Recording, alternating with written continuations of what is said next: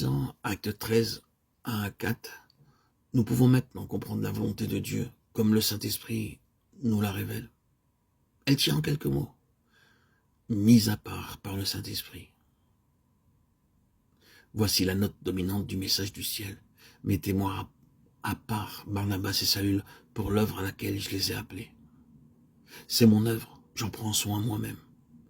J'ai choisi et appelé ces hommes et je vous demande à vous qui représentez l'Église de Christ sur la terre de les mettre à part pour moi.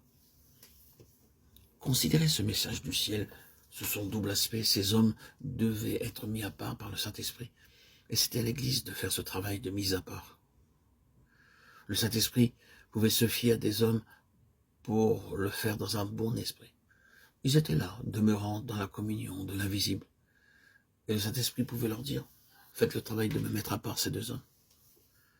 C'était là les hommes que le Saint-Esprit avait préparés. Et il pouvait dire d'eux qu'ils soient mis à part pour moi. Nous en arrivons à la racine, à la vie même de nos besoins, comme ouvriers du Seigneur. La question que nous posons est celle-ci. Que faut-il pour que la puissance de Dieu repose sur nous avec plus de force? Pour que la bénédiction soit répandue avec plus de force? Pour que la bénédiction soit répandue avec plus d'abondance parmi ces pauvres gens et ces pécheurs qui périssent, parmi lesquels nous travaillons? Et la réponse du ciel est celle-ci. J'ai besoin d'hommes mis à part par le Saint-Esprit. Qu'est-ce que cela signifie? Vous savez qu'il y a deux esprits sur la terre. Christ a dit en parlant du Saint-Esprit que le monde ne peut le recevoir. Paul a dit, nous n'avons pas reçu l'esprit du monde, mais l'esprit qui vient de Dieu. Voilà le plus grand besoin de chaque travailleur. Que l'esprit du monde s'en aille et que l'esprit de Dieu entre pour prendre possession de la vie intérieure et de l'être tout entier. J'en suis sûr qu'il y a des serviteurs de Dieu qui crient souvent à Dieu pour que le Saint-Esprit descende sur eux comme un esprit de puissance pour leur œuvre. Et quand ils sentent cette puissance en eux et qu'ils sont bénis, ils en remercient Dieu. Mais Dieu veut quelque chose de plus et de mieux. Dieu veut que nous recherchions le Saint-Esprit et sa puissance dans notre propre cœur et dans notre vie, pour vaincre le vieux moi, pour rejeter le péché et pour que l'image magnifique et bénie de Jésus soit reproduite en nous.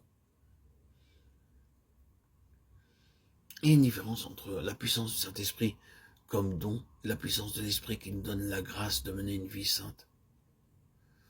Un homme peut souvent posséder une mesure de la puissance de l'Esprit, mais s'il n'a pas une grande mesure de l'Esprit en tant qu'esprit de grâce et de sainteté, cette lacune sera apparente dans son travail. Il peut être le moyen de conversion, mais il ne saura pas aider les autres à s'élever à un niveau plus haut de vie spirituelle. Et quand il viendra à disparaître, une grande partie de son œuvre périra avec lui.